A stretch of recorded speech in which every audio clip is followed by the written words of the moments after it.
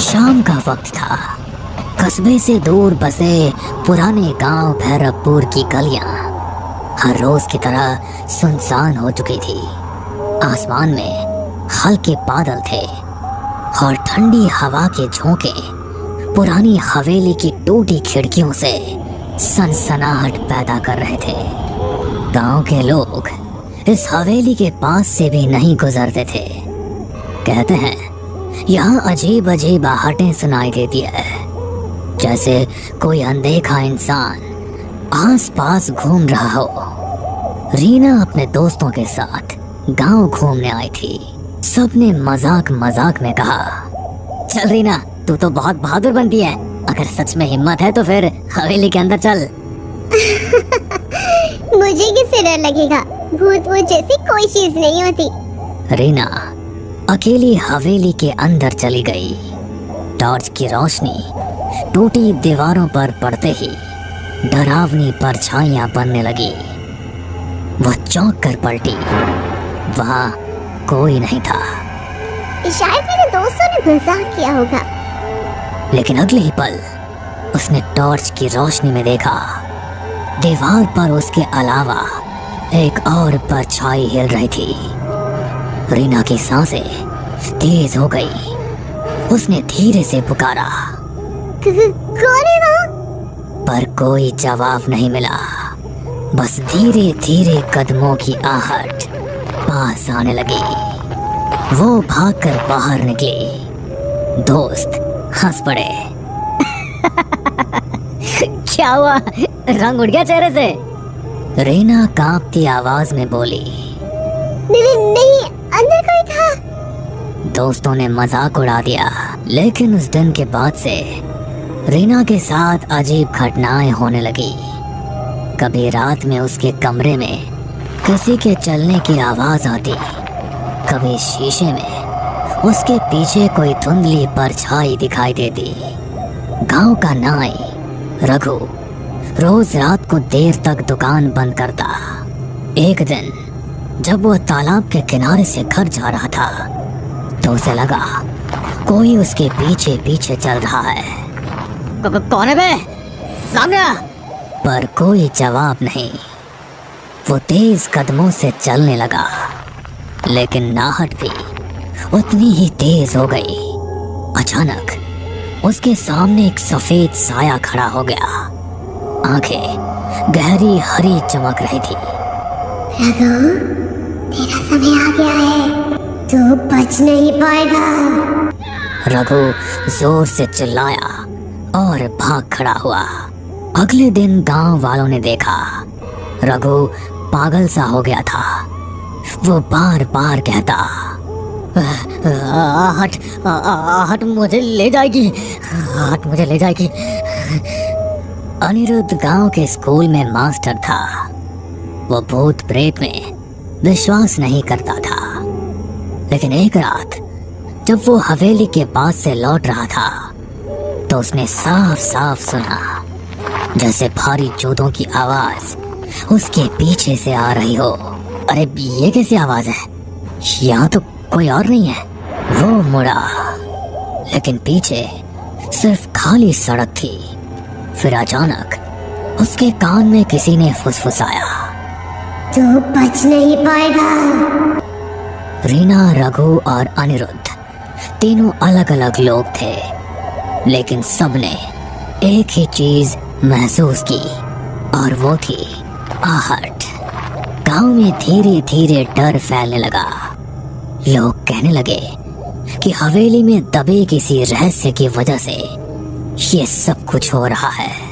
गांव भैरवपुर में अब हर कोई हवेली का नाम लेते ही सिहर उठता। रीना का चेहरा अब पीला पड़ चुका था। रघु पागलपन की हद तक डर चुका था और अनिरुद्ध मास्टर भी अब रात को अकेले निकलने से कतराने लगा था। लेकिन ये डर यहीं नहीं रुका। सविता रोज रात को अपने आंगन में तुलसी को दिया जलाती थी। उस रात भी उसने वैसा ही किया, लेकिन जैसे ही दिया जलाया उसे लगा मानो आंगन में कोई खड़ा है। कौन है वहाँ? अंधेरे में कुछ भी नहीं दिखा, लेकिन हवा का एक तेज झोंका आया और दिया बुझ गया।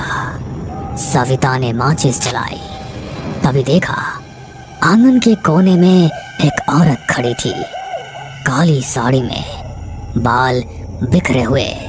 हे भगवान! वो औरत धीरे धीरे आगे बढ़ी और उसके कान में फुसफुसाई, आहट सुनो, आहट सुनो, तुम्हें कोई लेने आ रहा है। सविता चीख पड़ी। घर वाले दौड़े, लेकिन वहां कोई नहीं था। अगर यहाँ कोई आत्मा है तो आज मैं उसे शांति दूंगा। वो मंत्र पढ़ने लगा। तभी हवेली की सीढ़ियों पर धीमे धीमे कदमों की आवाज आई। कौन है वहाँ? कोई जवाब नहीं, लेकिन अचानक उसके सामने लोहे की जंजीर अपने आप हिलने लगी। मोहन घबरा गया, लेकिन हिम्मत करके मंत्र पढ़ता रहा। तभी दीवार पर खून से लिखा उभर आया, आहट से बचना नामुमकिन है। मोहन के हाथ से माला गिर गई। वो भागते भागते गांव लौटा। ये जगह अशुभ है, वहाँ कोई अनदेखी शक्ति है। अमर गांव और कस्बे के बीच बस चलाता था। एक रात उसकी बस में कोई भी यात्री नहीं था। बस सुनसान सड़क से गुजर रही थी। अचानक उसने देखा बस की पिछली सीट पर कोई बैठा है। उसने शीशे में देखा सफेद कपड़े पहने एक आदमी, जिसका चेहरा धुंधला था। अरे कौन है? टिकट तो लो। कोई जवाब नहीं। अमर बस रोककर पीछे गया। सीट खाली थी। वो लौटकर ड्राइवर सीट पर बैठा। तभी उसके कान में आवाज आई, बस चलते रहो, आखिरी मंजिल तो मेरे पास है। अमर की हालत खराब हो गई। उस दिन के बाद उसने रात में बस चलाना ही छोड़ दिया। गांव वालों की दहशत सुनकर पुलिस ने जांच के लिए डीसीपी अरविंद को भेजा। अरविंद बहुत तर्क संगत इंसान था। भूत प्रेत की बातों पर हंसता रहता था। अरे ये सब अंधविश्वास है, मैं खुद हवेली जाऊंगा और देखूंगा। रात को वो टॉर्च लेकर हवेली पहुंचा। दीवारें खंडहर हो चुकी थी, लेकिन अचानक सीढ़ियों पर भारी कदमों की आहट गूंजी। रुको, कौन है वहाँ? उसने टॉर्च जलाई। सामने कोई भी नहीं था, लेकिन अगले ही पल उसे लगा जैसे किसी ने उसके कंधे पर हाथ रखा हो। वो पलटा, वहां सिर्फ हवा थी। फिर उसने कानों में साफ सुना, तू सच जानना चाहता है तो तहखाने में उतर। अब तक अलग अलग लोगों ने अलग अलग तरीके से आहट सुनी थी। सब घटनाएं अलग अलग थी, लेकिन एक ही बिंदु पर जाकर जुड़ती थी, आहट। मुझे लगता है हवेली में कुछ राज छिपा है। जब तक पता नहीं चलेगा, ये सब हमें चैन से नहीं जीने देंगे। अरे तो पागल हो गई है क्या? तू फिर से वहां जाना चाहती है? हाँ, अगर सच्चाई सामने नहीं आई तो ये आहटें हमें ऐसे ही डराती रहेगी। गांव भैरवपुर अब दहशत का पर्याय बन चुका था। लोग रात को घर से बाहर निकलना बंद कर चुके थे। हर कोई वही सुनता, धीमे कदमों की आहट। रीना का डर अब जिज्ञासा में बदल चुका था। उसने तय किया कि वो हवेली के तहखाने तक जाएगी, लेकिन अकेले जाना मुमकिन नहीं था। उसने अंकित, मास्टर अनिरुद्ध और पुलिस अधिकारी अरविंद से मदद मांगी। हमें सच का पता लगाना होगा, वरना ये आहटें हमें जिंदा खा जाएंगी। ठीक है, मैं पुलिस वाला हूँ, पीछे हटना मेरे बस का नहीं। चलो आज रात तहखाने में उतरते हैं। रात के 12 बजे चारों लोग हवेली पहुंचे। अंदर सन्नाटा ऐसा था कि अपने दिल की धड़कन तक सुनाई दे रही थी। अचानक सीढ़ियों पर वही आवाज गूंजी, रीना का हाथ कांपने लगा। अरे डर मत, हम सब साथ हैं ना। सब लोग तहखाने की तरफ चलो। हवेली के पीछे एक पुराना लोहे का दरवाजा था जिस पर जंग लगी थी। अरविंद ने जोर से धक्का दिया।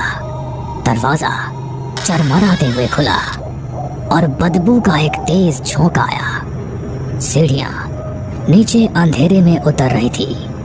चारों लोग नीचे उतरे। तहखाना ठंडा और सीलन भरा था। दीवारों पर काई जमी थी और बीचों बीच एक टूटी चौकी रखी थी। देखो वहाँ। दीवार पर खून से लिखा था, आग मेरा शाप है, जो सुनेगा उसका अंत होगा। ये सब किसने लिखा होगा? तभी तहखाने के कोने से एक सफेद धुंधला साया उभरा। सबके कानों में वही आहट गूंजी। मैं इस हवेली की मालकिन ललिता हूँ। 100 साल पहले मेरे पति ने लालच में मुझे यही जिंदा दफना दिया था।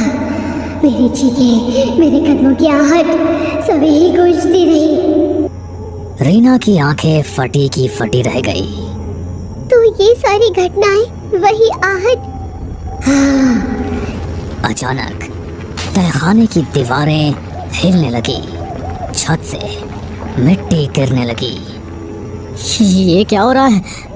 मेरा श्राप अनंत है। जो सच जानता है वो भी आहट से बच नहीं सकता। रीना, अंकित, अनिरुद्ध और अरविंद चारों बाहर भागने लगे, लेकिन हर तरफ से आहट की आवाज आने लगी। कभी पास, कभी दूर, कभी ऊपर, कभी नीचे। सभी हवेली से बाहर आने लगे। तभी अरविंद ने सबसे कहा, अगर हम इस हवेली को ही जला दें तो शायद ललिता का दफन शरीर भी जलकर मुक्ति पालेगा और आहट का ये पूरा किस्सा ही खत्म हो जाएगा। उसके बाद सबने मिलकर पूरी हवेली में आग लगा दी और सभी हवेली से बाहर निकल आए। हमने सुना भी था कि हवेली की मालकिन अचानक गायब हो गई थी। असल में उसे मार दिया गया था। फिर अगले दिन लोगों ने हवेली में सामूहिक पूजा करवाई। उस दिन पहली बार कई सालों बाद गांव में रात शांति से बीती। लेकिन कुछ दिनों बाद रीना अपने कमरे में पढ़ाई कर रही थी। खिड़की से ठंडी हवा आई। अचानक उसे लगा जैसे कमरे के कोने से धीरे धीरे कदमों की आहट आ रही है। उसने कांपते हुए कहा, कौन है? कोई जवाब नहीं मिला, बस वही आवाज। रीना की आंखों में डर फिर से उतर आया। भैरवपुर गांव में हवेली का रहस्य तो खुल गया, लेकिन आहट अब भी जिंदा है। कहते हैं जो एक बार ये आवाज सुन लेता है उसकी जिंदगी कभी पहले जैसी नहीं रहती। आहट सिर्फ एक आवाज नहीं बल्कि एक अंधे का साया है जो हर जगह आपके पीछे पीछे चलता है। बस कभी वो आहट सुनाई देती है और कभी नहीं सुनाई देती, पर डर की दस्तक लेकर आहट सभी के आसपास चलती रहती है। हमें पूरा यकीन है दोस्तों कि आप लोगों को ये कहानी ज़रूर पसंद आई होगी। अगर आपके साथ भी कुछ ऐसे अनकहे किस्से हो चुके हैं तो प्लीज़ हमारे साथ शेयर करें। हम ज़रूर अपने चैनल पर उनको दिखाएंगे। हमारी ईमेल आईडी नीचे डिस्क्रिप्शन बॉक्स में दी गई है, तो प्लीज़ हमारे वीडियो और चैनल को शेयर एंड सब्सक्राइब करें और बने रहे हमारे साथ ऐसे ही अनकहे किस्से और कहानियाँ सुनने।